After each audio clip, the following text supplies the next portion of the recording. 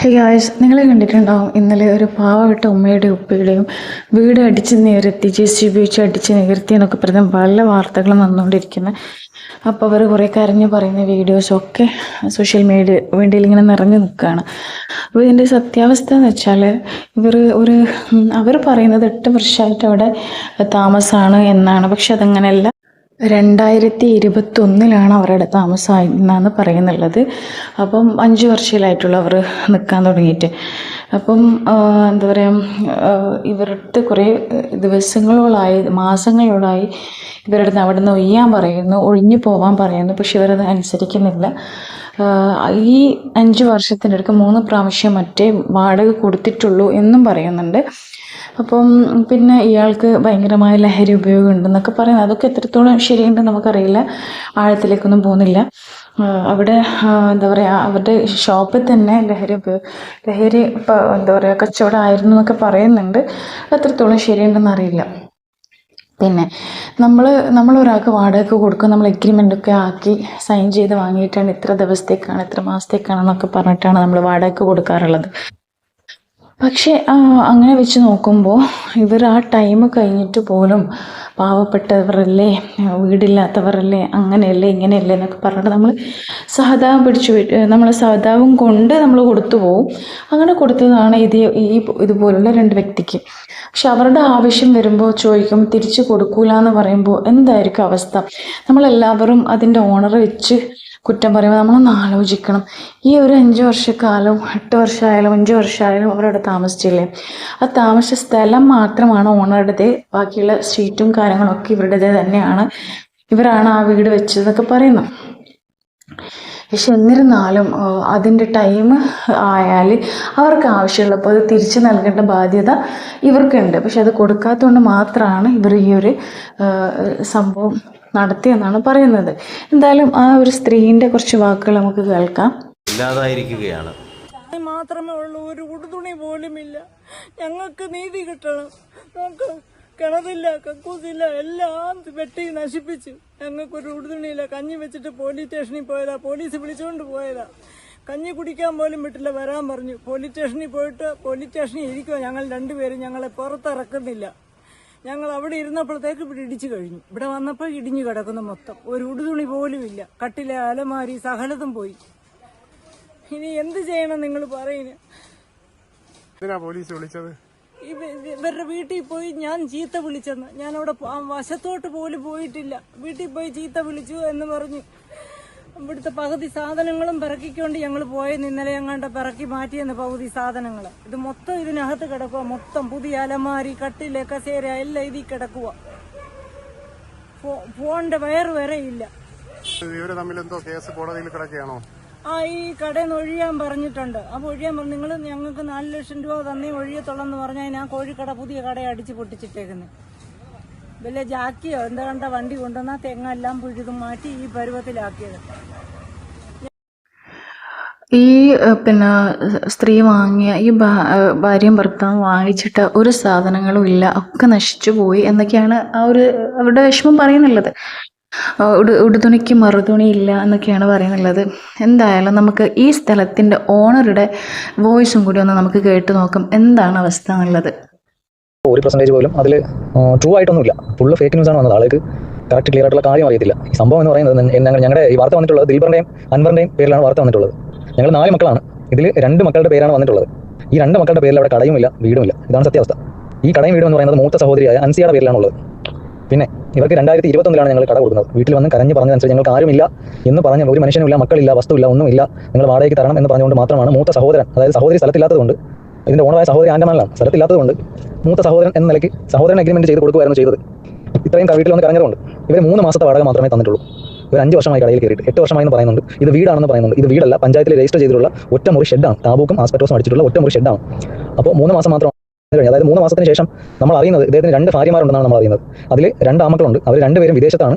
ഈ ഭാര്യയുടെ മക്കളുടെ പേരിൽ, അതായത് ഒരു ഭാര്യയുടെ പേരിൽ പത്തനംതിട്ടയിൽ വസ്തുണ്ട്, ഒരു ഭാര്യയുടെ പേരിൽ ഈ പറയുന്ന പഞ്ചായത്തിൽ, ഈ പ്രശ്നം നടന്ന പഞ്ചായത്തിൽ തന്നെ ഭാര്യയുടെ മക്കളുടെ പേരിൽ 81 സെന്റ് വസ്തുണ്ട് അവർക്ക്. ഇതാണ് അറിയാൻ കഴിഞ്ഞത്. പിന്നെ ഇവരുടെ മെയിൻ കച്ചവടം എന്ന് പറയുന്നത് ലഹരി സാധനങ്ങളായിരുന്നു. ഇത് നമ്മൾ ഈ 3 മാസം അടുപ്പിച്ചാണ് സംഭവം അറിയുന്നത്. അത് കഴിഞ്ഞ് 3 മാസം കഴിഞ്ഞ് വാടക ചോദിക്കാൻ ചെന്നപ്പോൾ ഇവരെ സൗണ്ട് മാറി. ഇവർ പറഞ്ഞതെന്ന് പറഞ്ഞാൽ ഇതിനകത്ത് കയറി കഴിഞ്ഞാൽ ഞങ്ങൾ ഈ പുള്ളിക്കാരൻ്റെ ഒരു സഹോദരൻ ഒരു വാർത്ത കൊടുത്തിട്ടുള്ള ഒരു ആളുണ്ട്. അദ്ദേഹത്തോട് പറഞ്ഞ് ചാനലിൽ ന്യൂസ് വരുത്തും, നീ ഇതിനകത്ത് കയറി എന്നെ ഉപദ്രവിച്ചു എന്ന് പറഞ്ഞിട്ട് ബ്ലൗസ് വലിച്ച് കീറിക്കൊണ്ട് ഞാൻ ചാനലിൽ വാർത്ത കൊടുക്കും, അതുകൊണ്ട് നീ ഇതിനകത്ത് കയറരുത് എന്നാണ് പറഞ്ഞത്. രാഷ്ട്രീയക്കാരും ആ നാട്ടിലെ നാട്ടുകാരും മുഴുവനും ശ്രമിച്ചു. 5 വർഷം നടന്നു, ഒരു നിവൃത്തിയില്ലായിരുന്നു. ഞങ്ങൾക്ക് നേരിട്ട് ഇടപെടാൻ പറ്റില്ല, കാരണം ഇതിന്റെ ഒറിജിനൽ ഓണർ നാട്ടിലില്ല, നമുക്ക് ഇതിലൊന്നും ചെയ്യാൻ പറ്റില്ല. ഞങ്ങൾ പോലീസ് സ്റ്റേഷനിൽ കേസ് കൊടുത്തിട്ടുണ്ടായിരുന്നു. സിവിൽ കേസായിട്ട് പോലീസുകാർക്ക് ബന്ധപ്പെടുന്നതിൽ പരിധി ഉണ്ടാകും, അതുകൊണ്ടൊന്നും നടന്നിട്ടില്ല.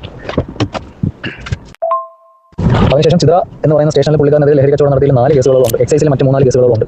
അങ്ങനെ മാക്സിമം ബുദ്ധിമുട്ടായി ആ നാട്ടിലെ 10 വയസ്സുള്ള കുട്ടികൾക്ക് സഹിതം അവർ ഈ സാധനം കൊടുത്തു തുടങ്ങി. അപ്പോൾ അവിടുത്തെ വാർഡ് മെമ്പറായ സീനത്ത് ബീവി എന്ന് പറയുന്ന CPM-ന്റെ വാർഡ് മെമ്പറാണ്, ഇപ്പോൾ നിലവിലുള്ള വാർഡ് മെമ്പറാണ്. 100 പേരോളം ചേർന്നിട്ട് ഒപ്പ് ആ നാട്ടിലെ ജനങ്ങളുടെ ഒപ്പ് സംഘടിപ്പിച്ചിട്ട് അവിടെ സ്റ്റേഷനിൽ പരാതി ചെയ്ത് നിലവിലുണ്ട്. അദ്ദേഹത്തിന് ഈ നാട്ടിൽ നിന്ന് മാറ്റി തരണമെന്ന് പറഞ്ഞിട്ട് അത്രയ്ക്ക് ഉപദ്രവകാരിയാണ് അവർ ആ നാട്ടിൽ. അതിനുശേഷം ഇവർ പോയിട്ട് അതായത് സഹോദരനായ ഞാൻ ഈ വസ്തുവിൽ പ്രവേശിക്കാൻ പാടില്ല എന്ന് പറഞ്ഞിട്ട് കോർട്ട് ഓർഡർ മേടിച്ചിട്ട് വന്നു, ഒരു ഇഞ്ചക്ഷൻ ഓർഡർ. ഇത് മാത്രമാണ് ഇവർ ചെയ്തിട്ടുള്ളത്, അല്ലാതെ കോടതിയിൽ കേസോ കാര്യങ്ങളൊന്നും നിലവിലില്ല. സഹോദരനായ ദിൽബർ മാത്രം പ്രവേശിക്കരുതെന്ന് പറഞ്ഞിട്ട് ഒരു ഓർഡർ മേടിച്ചിട്ട് വന്നു. കാരണം ഞാനവരെ ഇവർക്കെതിരെ പോലീസ് സ്റ്റേഷനിൽ പോയി കേസ് പറയുകയും അവിടെ നിന്ന് ഇറങ്ങണമെന്ന് ഒരു തവണ ചെന്ന് പറയുകയും ചെയ്തുകൊണ്ട് എനിക്കെതിരെ അവർ കേസും കൊടുത്തു. ഇതാണ് നടന്നത്. പിന്നെ മെനിങ്ങാന്ന് നടന്ന സംഭവം, അത് എൻ്റെ സഹോദരിയുടെ ഭർത്താവായ സജി അളിയനും ചേർന്നിട്ട് ചിത്രയിലുള്ള ഒരു ടീമിന് ആ വസ്തു ഇടിച്ച് ക്ലീൻ ആക്കണം, അതായത് കാട് എടുക്കണം, കുറച്ച് മരങ്ങൾ മാറ്റാനുണ്ട് എന്ന് പറഞ്ഞിട്ട് ഇവർക്ക് കോൺട്രാക്ട് കൊടുത്തതാണ്. ഇത് നമ്മൾ അറിയുന്നില്ല ഈ സംഭവം. ഇതിന് മുന്നേ ഒരാഴ്ചയ്ക്ക് മുന്നേ ഇവർ ഒരു 3 മാസം മുന്നേ ഇവർ കട ഒഴിഞ്ഞ് പോയിരുന്നു. ആ സമയത്ത് കാനൂർ താമസിക്കുന്ന റാഷിദ് എന്ന് പറയുന്ന വ്യക്തിക്ക് എൻ്റെ സഹോദരി നേരിട്ട് കാറ്ററിംഗിൻ്റെ സാധനം ഇടാനായിട്ട് ഇവർക്ക് അഗ്രിമെന്റ് കൊടുത്തിട്ടുണ്ടായിരുന്നു. അഗ്രിമെന്റ് എല്ലാം നമ്മളിലുണ്ട്. അപ്പോൾ അങ്ങനെ അഗ്രിമെന്റ് കൊടുത്തു. അത് കഴിഞ്ഞ് ഒരാഴ്ച കഴിഞ്ഞ് ഇയാൾ സാധനങ്ങളുമായിട്ട് കടയിൽ വന്നപ്പോൾ ഇവർ വീണ്ടും വന്നു, ഇതിനകത്ത് കയറാൻ സമ്മതിച്ചില്ല. വീണ്ടും ഇതിനകത്ത് താമസമായി. അത് കഴിഞ്ഞിട്ട് ഒരാഴ്ചയ്ക്ക് മുന്നേ ഒഴിഞ്ഞ് പോയി, സാധനങ്ങൾ എടുത്തുകൊണ്ട് ഒഴിഞ്ഞ് പോയി. കുറച്ച് വേസ്റ്റ് 1-2 കലവും പിന്നെ വേറെ എന്തോ സാധനങ്ങൾ 1-2 സംഭവങ്ങൾ മാത്രമേ അവിടെ ഉള്ളായിരുന്നുള്ളൂ.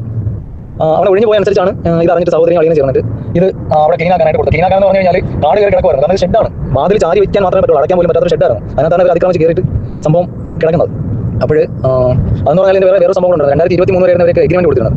അത് കഴിഞ്ഞ് ഇറങ്ങി പോയി കഴിഞ്ഞ് ആൾ സ്ഥലത്തില്ലാന്ന് മനസ്സിലായപ്പോൾ, ഓണർ സ്ഥലത്തില്ലാന്ന് മനസ്സിലായപ്പോൾ ഇവർ പിന്നെ വന്ന് കയറുകയാണ് ചെയ്തത്. അപ്പോഴേക്ക് ഈ ബിൽഡിംഗ് ഒരു പരിവായിരുന്നു, രണ്ടാമത് പ്രവേശിക്കുകയാണ് ചെയ്തത്.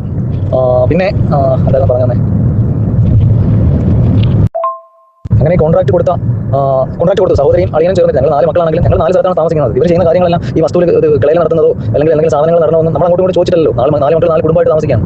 അപ്പോൾ ഈ വസ്തുവിൽ ആളില്ലാന്ന് പറഞ്ഞിട്ട് അവർ JCB-കാരന് കോൺട്രാക്ട് കൊടുത്തു. അവിടെ കാടും കുറച്ച് മരങ്ങളെല്ലാം മാറ്റണം, കുറച്ച് ഇടിച്ച് ക്ലീൻ ആക്കാനുണ്ട്, എനിക്ക് അവിടെ പുതിയ ബിൽഡിംഗ് വയ്ക്കാനുള്ളതാണ് എന്ന് പറഞ്ഞിട്ട് കോൺട്രാക്ട് കൊടുത്തു. ഇതേ സമയം തന്നെ ഒരു 2 ദിവസം മുന്നേ ഇവർ വീട്ടിൽ വന്നിട്ട് എൻ്റെ സഹോദരൻ്റെ വീട്ടിൽ വന്നിട്ട് തെറി പറഞ്ഞിട്ട് പോയിട്ടുണ്ടായിരുന്നു. ഇവർ രണ്ടും കൂടെ വന്നിട്ട് നമ്മളെ ചീത്ത വിളിച്ചു. ഈ വൈരാഗ്യം കാരണം സ്റ്റേഷനിൽ അവർക്കെതിരെ കേസ് കൊടുത്തത് കാരണം ഇവർ വന്ന് നമ്മളെ ചീത്ത വിളിച്ചിട്ട് പോയി. അങ്ങനെ 2 ദിവസം മുന്നേ സഹോദരൻ ഇത് പറഞ്ഞിട്ട് സ്റ്റേഷനിൽ ചെന്ന് കേസ് കൊടുത്തിരുന്നു. ഈ കേസ് കൊടുത്ത സമയത്താണ് ഈ കോൺട്രാക്ട് കൊടുത്ത JCB-കാർ വന്ന് ഈ വസ്തു ക്ലീൻ ചെയ്യാനായിട്ട് വന്നത്. ഇത് ഞങ്ങൾ അബദ്ധവശാൽ ആ സമയത്ത് തന്നെ നമ്മൾ എന്നിട്ട് പരാതി കൊടുക്കുകയും ഈ പോലീസുകാർ വിളിപ്പിക്കുകയും ചെയ്തു. സഹോദരി ഇവർക്ക് കോൺട്രാക്ട് കൊടുത്തിരുന്നത് ഒരാഴ്ച മുന്നേ മറ്റുമായിരുന്നു. JCB-കാർക്ക് അന്നായിരുന്നു സമയം കിട്ടിയത്. അവർ വന്ന് ഈ വർക്ക് ചെയ്തുകൊണ്ടിരുന്നതിൻ്റെ ഇടയിൽ ഒരു തെങ്ങ് മരത്തിൻ്റെ ഫ്രണ്ട് മണ്ടേ കൂടെ വിളിഞ്ഞിട്ട് പൊളിഞ്ഞിരുന്ന കെട്ടിടമായതുകൊണ്ട് ഇതിന്റെ 3/4 ഭാഗം പൊളിഞ്ഞു പോയി. JCB-ക്ക് മുഴുവൻ തകർക്കാനാണെങ്കിൽ ഫുൾ അവർ ഇടിച്ച് നിർത്തിയിട്ട് പോവാം. ഇതിന്റെ പകുതി പോർഷൻ ഇപ്പോൾ ഇവിടെ ഇരിപ്പുണ്ട്. ഈ തെങ്ങ് വീണ് പൊളിഞ്ഞതാണ് പോയത്. ഇതിന്റെ മുകളിൽ കൂടെ അപ്പുറത്ത് പോകാനായിട്ട് ഈ പൊളിഞ്ഞതിന്റെ മുകളിൽ കൂടെ JCB കയറ്റി ഇപ്പുറത്ത് വന്നു. ഇതാണ് സംഭവിച്ചത്. ഇതിൽ എനിക്കോ എൻ്റെ സഹോദരനോ, എൻ്റെ പേര് ദിൽബറാണ്, എനിക്കോ എൻ്റെ സഹോദരനോ യാതൊരുവിധ കമ്മ്യൂണിക്കേഷനോ ബന്ധമോ ഇല്ല. എനിക്ക് ചിത്രയിൽ ഫുട്വെയറുണ്ട്, ഒരു ചെരുപ്പുകടയുണ്ട്. ഈ സമയത്ത് ഞാൻ എൻ്റെ ചെരുപ്പുകടയിലിരിക്കുകയാണ്. ഇവിടെ JCB കാര്യങ്ങളൊക്കെ വന്നതെന്ന് ഞാൻ അറിഞ്ഞില്ല. അവിടെ 3 കിലോമീറ്റർ അകലെയാണ്. ഈ ഷോപ്പിൽ നിന്ന് 3 കിലോമീറ്റർ അകലെ ഷോപ്പിലിരിക്കുമായിരുന്നു ഞാൻ. എൻ്റെ സഹോദരൻ ഇതേ സമയം സ്റ്റേഷനിലിരിക്കുമായിരുന്നു. നമുക്കിതൊന്നും യാതൊരു ബന്ധമില്ല. എൻ്റെ സഹോദരൻ ഹെൽത്ത് ഇൻസ്പെക്ടറാണ്. ഞാൻ വേൾഡ് റെക്കോർഡ് ഓർഡറാണ്. 2025 വേൾഡ് റെക്കോർഡ് കിട്ടിയ വ്യക്തിയാണ്. 2024 ഇന്ത്യൻ ബുക്ക് ഓഫ് റെക്കോർഡ് കിട്ടിയ വ്യക്തിയാണ്. 14 വർഷമായിട്ട് കേരളത്തിന്റെ അങ്ങോളം ഇങ്ങോളം സ്ഥലങ്ങളിൽ കുട്ടികളുടെ സ്കൂളുകളിലും കോളേജിലും ചെന്നിട്ട് ഫ്രീ ആയിട്ട് മോട്ടിവേഷൻ ക്ലാസ് കൊടുക്കുന്ന വ്യക്തിയാണ്. ഞങ്ങൾ സോഷ്യൽ മീഡിയയിൽ പറയാൻ താല്പര്യമില്ലാത്ത ആളുകളാണ്. ഇന്നൊരു കവർ കൊടുത്ത് ആഹാരം കൊടുത്താൽ അതുകൊണ്ട് കണക്ക് പറയുന്നവരാണ്. എനിക്കതിന് താല്പര്യമില്ലാത്തതുകൊണ്ട് 14 വർഷം എനിക്ക് ചെരുപ്പേ ഉള്ളൂ. അതിൽ നിന്ന് കിട്ടുന്ന വരുമാനം എടുത്തിട്ട് എനിക്കറിയാവുന്ന ആളുകൾ ഞാൻ ഈ മക്കൾക്ക് ചെന്ന് പറഞ്ഞു കൊടുക്കുന്ന വ്യക്തിയാണ്. 1 രൂപ മേടിക്കുക. അതിന് തെളിവുണ്ടാന്ന് വെച്ചാൽ കുറേ ടീച്ചേഴ്സും കുറേ പ്രിൻസിപ്പൽമാരും കുറേ എന്നെ സ്നേഹിക്കുന്ന കുട്ടികൾ മാത്രമേ ഉള്ളൂ എന്നോട് തെളിവെന്ന് പറയുന്നത്. അപ്പോൾ മാന്യമായിട്ട് സമൂഹത്തിൽ ജീവിക്കുന്ന വ്യക്തിയാണ്. അദ്ദേഹം ആരോഗ്യ പ്രവർത്തനമാണ്. നമ്മൾ ഇതിനൊന്നും നിൽക്കുന്ന ആളുകളല്ല. നമ്മൾ ഇതിനൊന്നും യാതൊരു പങ്കുമില്ല. നമ്മളൊന്നും അറിഞ്ഞിട്ടില്ല. പാതിരാത്രി 9 വീട്ടിൽ കയറി ഞങ്ങൾ 2 പേരും പോലീസ് അറസ്റ്റ് ചെയ്തപ്പോഴാണ് നമ്മൾ അറിയുന്നത് നമ്മളെ പേരിലാണ് അവർ കേസ് എടുത്തിരിക്കുന്നത് പോലീസുകാർ. നമ്മൾ സ്റ്റേഷൻ ജാമ്യത്തിൽ കുറച്ച് കഴിഞ്ഞപ്പോൾ വിട്ടയക്കുകയും ചെയ്തു. ഇതാണ് നടന്നത്. ഓക്കെ ബ്രോ, സത്യം നിങ്ങളുടെ ഭാഗത്താണ് തീർച്ചയായിട്ടും അതിന് നീതി കിട്ടും. ഞാനടക്കം ഉള്ള മൊത്തം ജനങ്ങൾ നിങ്ങൾക്ക് ഉണ്ടാവും സംശയമില്ല കേട്ടോ. പിന്നെ ഈ 4 ലക്ഷവുമായി ബന്ധപ്പെട്ടിട്ടുള്ളൊരു സംശയം ഉണ്ടായിരുന്നു. കാരണം അതിൽ ഞാൻ ചില കമ്പനികളൊക്കെ കണ്ട് ഈ 4 ലക്ഷം അവർ എന്താ പറയുക സെക്യൂരിറ്റി ആയിട്ട്, അതായത് ലീസിന് എടുക്കില്ല, ആ രീതിയിൽ തന്നതാണ് എന്നുള്ളൊരു റൂമൊക്കെ ഉണ്ടായിരുന്നു. അപ്പോൾ അതിൽ എനിക്കൊരു സംശയം ഉണ്ടായിരുന്നു. ഇപ്പോൾ അത് നിങ്ങൾ പറഞ്ഞ വെച്ചിട്ടൊക്കെ തീർന്ന് കിട്ടി. ഇപ്പോൾ നിങ്ങളുടെ ഭാഗമാണ് ഞാൻ കേട്ടത്. പിന്നെ ആ സ്ത്രീ ന്യൂസിൽ സംസാരിച്ചത് വെച്ച് നോക്കുമ്പോഴും നിങ്ങളുടെ ഭാഗത്താണ് ശരി എന്ന് എനിക്ക് മനസ്സിലായി. കാരണം തീർച്ചയായിട്ടും ഈ ലീസിനൊക്കെ എടുത്തതാണ് 4 ലക്ഷം കൊടുത്ത് തന്നിട്ടുണ്ടെങ്കിൽ തീർച്ചയായിട്ടും ഈ ന്യൂസിൽ പുള്ളിക്കാരി പറഞ്ഞായിരുന്നു. അതിലൊരു സംശയമില്ല. അതൊന്നും പറഞ്ഞു കണ്ടില്ല. പിന്നെ കുറച്ച് കമൻസിൽ മാത്രമാണ് ഞാനത് ശ്രദ്ധിച്ചത്. അതൊക്കെ നോക്കുമ്പോൾ നിങ്ങളുടെ ഭാഗത്തും ശരിയാണ്. ഇനിയിപ്പോൾ നിങ്ങൾ അറിഞ്ഞുകൊണ്ട് തന്നെ അത് പൊളിച്ചാലും ശരി, നിങ്ങളുടെ ഭാഗത്ത് ഞാൻ തറക്കൂല. കാരണം നിങ്ങൾക്ക് അതിനുള്ള അവകാശമുണ്ട്. കാരണം പറഞ്ഞ് അവർക്ക് മാറാനുള്ള ടൈം കൊടുത്ത് വാടക തരുന്നില്ല. തീർച്ചയായും നിങ്ങളെ പ്രോപ്പർട്ടിയാണ്, നിങ്ങൾക്ക് അത് പൊളിക്കാൻ വേണ്ടി ചെയ്യാം. അതിലൊന്നും തറക്കൂല.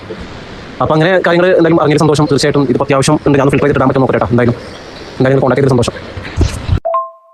ഇപ്പോൾ 1-ാം ഭാര്യയുടെ പേരിൽ മക്കളുടെ പേരിൽ 81 വസ്തുണ്ട്, 81 സെന്റ് വസ്തുണ്ട്. 2-ാം ഭാര്യയുടെ പേരിൽ 18 വസ്തുണ്ട്. എത്ര ഉണ്ടെന്ന് നമുക്കറിയില്ല. വേറെ കേസ് എന്ന് പറഞ്ഞാൽ പുള്ളിക്ക് ഈ വാഹിദ് എന്ന് പറയുന്ന പുള്ളിക്കാരൻ 2014 പുള്ളിയുടെ 3 സെന്റ് ആമിന കൺസ്ട്രക്ഷൻ എന്ന് പറയുന്ന ഒരു കോഴിക്ക് വേണ്ടിയിട്ട് കൊടുത്തത് 3 സെന്റ് കൊടുത്തത് 50 ലക്ഷം രൂപയ്ക്കാണ്. ഇവരുടെ കോടീശ്വരയാണ്, ഇവരൊന്നും ഒന്നുമില്ല എന്ന് പറയുന്നത്. ഇതെല്ലാം കറക്റ്റ് സംഭവങ്ങളാണ്, തെളിവുകൾ നമ്മുടെ ഉണ്ട്. പക്ഷെ അവരെ കണ്ടു കഴിഞ്ഞാൽ പിന്നെ ഇത്രയും കോടീശ്വരന്മാരായിട്ടുള്ള വ്യക്തികൾ ഈ ഷെഡിൽ വന്ന് കിടക്കേണ്ട അവസ്ഥ എന്താണ്? അതാണ് സംഭവം എനിക്ക് മനസ്സിലാവാത്തത്. ഇവർ ഷെഡിൽ ഇത്രയും കാശുണ്ടെങ്കിൽ ഷെഡിൽ വന്നിട്ട് കിടക്കേണ്ട ഒരു സിറ്റുവേഷൻ എന്താണെന്നുള്ളത് മനസ്സിലാവുന്നില്ല. ഈ രണ്ട് ഭാര്യയുള്ള വ്യക്തിയാണെങ്കിൽ അവർ കണ്ടിട്ടും പിന്നെ അത്രയും കാശുള്ള ഒരു വ്യക്തി നമുക്ക് തോന്നില്ലേ? ബ്രോ ഇത് സംഭവം എന്ന് പറഞ്ഞാൽ ഈ വസ്തുവിന് അവിടെ 1 ലക്ഷം രൂപ മാത്രമേ 3 സെന്റ് കൊടുത്തു കഴിഞ്ഞാൽ 3 ലക്ഷം രൂപ കിട്ടുള്ളൂ. പക്ഷേ ഇവർ ക്രഷറിന്റെ അടുത്തായതുകൊണ്ട് ഇവർ കിടന്ന് സമരം ചെയ്ത് ഈ ക്രഷറൊക്കെ തടഞ്ഞ് പ്രവർത്തനരഹിതമാക്കി ഭയങ്കര സമരമൊക്കെ ആയിരുന്നു. അങ്ങനെ ഇവർ 50 ലക്ഷം രൂപ കൊടുത്ത് മേടിച്ചതാണ്. പിന്നെ ഈ മക്കളെ കേസ് എന്ന് പറയുന്നത് ഈ ഒന്നാം പാരിയുള്ളതാണ് 2 മക്കൾ. ഈ അവർക്കാണ് 81 സെന്റ് വസ്തു ഉള്ളത്. ഇങ്ങനെ ഭയങ്കര ലഹരി ഉപയോഗമാണ്. അതൊക്കെ സാധനങ്ങളെന്ന് വെച്ചാൽ നമുക്ക് അറിയില്ല, അവർക്ക് കച്ചവടമുണ്ട്. അപ്പോൾ ഈ ഭാര്യയെ ഒന്നാം ഭാര്യയെ ഇങ്ങനെ ഭയങ്കര ഉപദ്രവമായിരുന്നു. അങ്ങനെ ഈ 2 മക്കളെ കൂടി അവരെ വിളിച്ചുകൊണ്ട് പോയതാണ്. അപ്പോൾ ആ ഭാഗത്ത് നിന്ന് പിന്നെ ഈ പുള്ളിക്കാരനൊന്നും കിട്ടാനില്ല. അതിനുശേഷമാണ് ഈ പുള്ളിക്കാരൻ വേറൊരു പെണ്ണുങ്ങളെ വിളിച്ചുകൊണ്ട് ഈ പറയിട്ട് തുള്ളുന്ന പെണ്ണുങ്ങളുണ്ടല്ലോ ഈ ചാനലുകാരെ മുമ്പ് കിടന്നിട്ട് അവരെ വിളിച്ചുകൊണ്ട് വരുന്നത്. ഈ പൈസ കൊണ്ടുപോയാണോ ഈ 15 വസ്തു മേടിച്ചിരിക്കുന്നത്? ഈ അത് 2ാമത്തെ ഭാര്യയുടെ പേരിലുള്ളതാണ്. എന്തൊക്കെയാണ് സംഭവം എന്നുള്ളത് നമുക്ക് പിടുത്തില്ല. ഈ പൈസ ഇങ്ങോട്ട് പോയെന്നുള്ളത് നമുക്ക് പിടുത്തില്ല. ഞാൻ വേണമെന്നുണ്ടെങ്കിൽ അവരെ കൺസ്ട്രക്ഷൻ്റെ ഓണറിന്റെ നമ്പർ ഞാൻ തരാം. അവരെ തെളിവുണ്ട്. 50 ലക്ഷം രൂപ വിറ്റേൻ്റെ തെളിവ് അവരുടെ കയ്യിലുണ്ട്. അവരാണ് എന്നെ വിളിച്ച് പറഞ്ഞത്. അവർ അരമണിക്കൂർ ബ്ലോക്ക് മെസ്സേജ് ചെയ്യുന്ന അരമണിക്കൂർ മുന്നെയാണ് എന്നെ അവരെ വിളിച്ച് പറഞ്ഞത്. അതാണ് ഞാൻ വോയിസ് ലാസ്റ്റ് പോയിട്ട് ഈ പൈസ എവിടെ പോയെന്ന് വെച്ച് കഴിഞ്ഞാൽ എനിക്ക് പറഞ്ഞോളൂ. ഓക്കെ ബ്രോ, ഞാനേ പൈസ ഉണ്ടെന്ന് പറയുന്നത് പിന്നെ ഇങ്ങനത്തെ കേസിലാണ് കിടക്കും ചെയ്യുന്നത്. അതാണ് സംഭവം. ഞാൻ കൺഫ്യൂഷനായിട്ട് ചോദിച്ചിട്ടാ. ഓക്കെ, ഞാൻ ഡീറ്റെയിൽസ് വേണമെങ്കിൽ ഞാൻ ചോദിക്കാം. ഓക്കെ. അപ്പോൾ ഇതിൽ പറഞ്ഞ ഓണർ പറഞ്ഞതൊക്കെയാണ് സത്യങ്ങൾ. നമുക്കിതിപ്പോൾ നിജസ്ഥിതി എന്താണെന്ന് അറിയില്ല. അയാൾക്ക് ലഹരി കച്ചവടം ഉണ്ടെന്നൊക്കെ പറയുന്നു. അതുപോലെ ഒരുപാട് സ്വത്തുക്കളുള്ള ഒരു മനുഷ്യനാണെന്നും പറയുന്നു. അവരുടെ കുറേ സാധനങ്ങൾ മണ്ണിനടിയിലായിപ്പോയി അതൊക്കെ പറയുന്നുണ്ട്. രേഖകൾ ആയിപ്പോയിട്ടുണ്ട്. അതൊക്കെ എത്രയും പെട്ടെന്ന് കിട്ടട്ടെ. അതുപോലെ എത്രയും പെട്ടെന്ന് അവർക്കൊരു വീടും ആവട്ടെ. ഇത്രയും സ്വത്തും പണമൊക്കെ ഉള്ള ആൾ, മക്കളൊക്കെ ഉള്ള ആൾ എന്തിനായിരിക്കും 5 വർഷം ഇവിടെ വന്ന് താമസം നമുക്കറിയില്ല. എന്തായാലും ഒക്കെ ശരിയാവട്ടെ, നമുക്ക് പ്രാർത്ഥിക്കാം അല്ലേ. അപ്പം എൻ്റെ വീഡിയോ എന്തായാലും ഇത്രയുള്ളൂ. നെക്സ്റ്റ് വീഡിയോ കാണുന്നവരെ ബൈ.